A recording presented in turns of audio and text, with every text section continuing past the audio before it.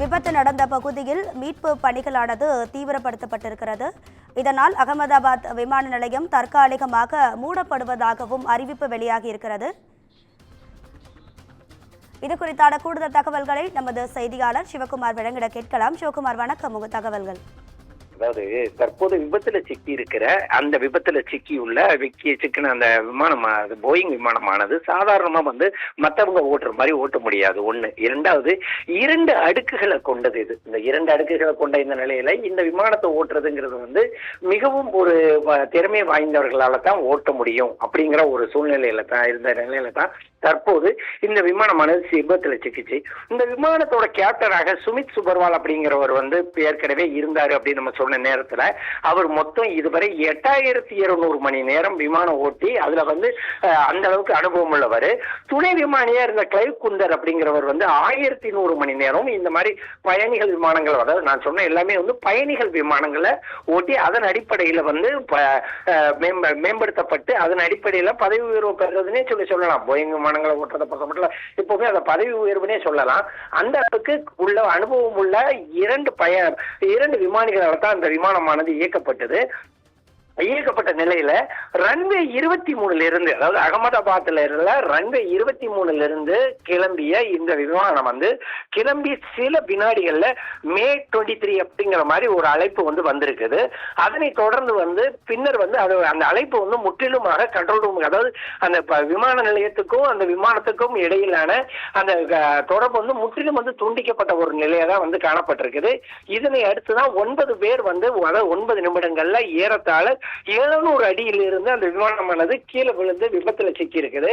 முதல் கட்டமா இதுல 50 வெளிநாட்டினர்கள் பயணம் செஞ்சிருக்கிறதாக கூறப்பட்ட ஒரு சூழ்நிலையில விமானம் கிளம்பி 9 நிமிடத்துல டார்பூர் மேகானி நகர் அப்படிம்பாங்க, ஏர்போர்ட் ஒட்டி உள்ள ஏரியா, அந்த ஏரியால தான் உள்ள விமானம் விழுந்ததுல முதல் கட்டமா இதுவரை 50க்கும் மேற்பட்டோர் பலியாயிருக்காங்க அப்படின்னு சொல்றாங்க.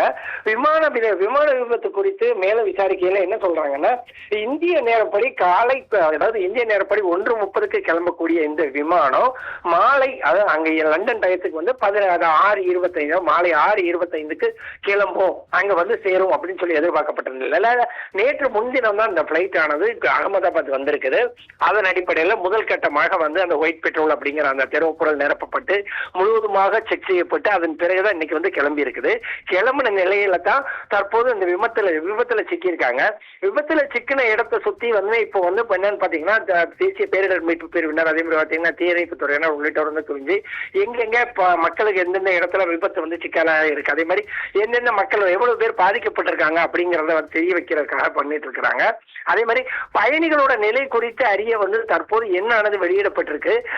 அதாவது அந்த நம்பர் யார் யார் பிரயாணம் செஞ்சாங்க அப்படிங்கிற ஒரு டீட்டெயில் வேணும் அப்படின்னா 1800-595-14444 ஆகிய என்ற எண்ணுக்கு நாம கூப்பிட்டு தெரிஞ்சுக்கலாம். அந்த பிளைட்ல போனவங்க எவ்வளவு என்ன ஆச்சு ஏதாச்சுங்கிற டீட்டெயில் தெரிஞ்சுக்கலாம் அப்படின்னு தகவல் தற்போது வெளியிட்டு இருக்கிறாங்க.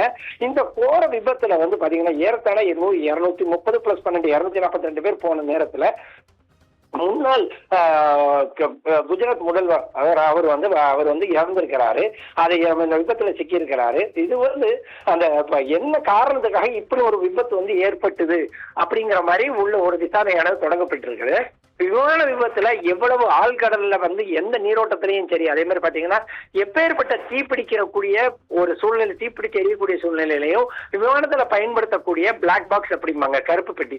இந்த கருப்பு பெட்டியானது எந்த சூழ்நிலையில சேதமடையாத ஒரு நிலையில தற்போது அந்த கருப்பு பெட்டியை தேடக்கூடிய தேடலுக்கு உண்டான முயற்சி தற்போது ஆரம்பிச்சிருக்கிறாங்க. அதன் அடிப்படையில தற்போது இங்க இருந்து விமான நிலையத்திலிருந்து, அகமதாபாத் விமான நிலையத்திலிருந்து இப்போதைக்கு எதுவுமே கிளம்ப வேண்டாம் அப்படிங்கிற ஒரு சூழ்நிலையில தற்போது அந்த விமான நிலையமானது மூடப்பட்டு இருக்குது.